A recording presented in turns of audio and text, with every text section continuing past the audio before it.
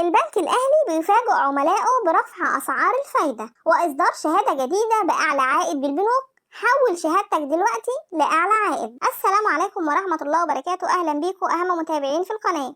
ازيكم عاملين ايه؟ يا رب دايما تكونوا بخير. واللي شايف انه بيستفاد معايا في القناة فضلا وليس أمرا ينزل ويشترك ويفعل الجرس عشان يجيله إشعار بكل فيديوهاتنا الجديدة. فيديوهاتنا كلها عن البنوك وأسعار الفايدة، أخبارنا كلها جديدة، معلوماتنا موثوق فيها ودايما صحيحة وسبق الأحداث. اعمل لايك للفيديو عشان تدعمني وعشان يوصل للكل. ويلا بينا نشوف الشهادات اللي معانا النهارده. للناس اللي سألتني هو انت حولت شهادتك ايه وخسرت كام، والبنك الاهلي اصدر شهاده مفاجاه لعملائه، وده خصوصا بعد قرارات البنك المركزي ولجنه السياسه النقديه اللي اجتمعت وقررت رفع اسعار الفايده على سعر عائد الايداع والاقراض وسعر العمليه الرئيسيه ل 27.4% و28.4% و27.75% على الترتيب. كما تم رفع سعر الائتمان والخصم بمقدار 600 نقطة أساسي ليصل ل 27.75%. وهنا بدأ البنك الأهلي برفع أسعار العوائد على الشهادات وإصدار شهادات جديدة.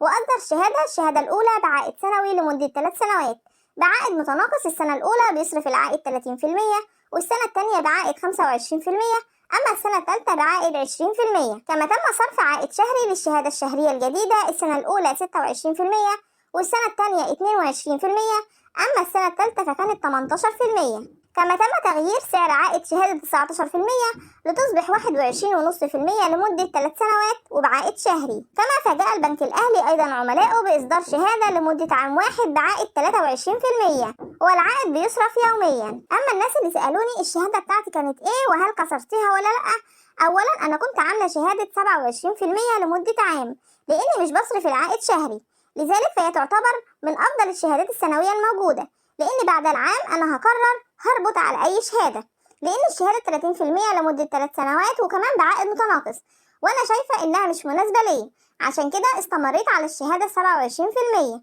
وأنت ليك حرية الاختيار وده حسب ظروفك، وهنطرح لك كل الشهادات الجديدة اللي هيتم نزولها أول بأول على القناة. بس ما تنساش اللايك للفيديو والاشتراك وتفعيل الجرس عشان يوصلك كل جديد من أخبار البنوك. انتظرونا، إلى اللقاء.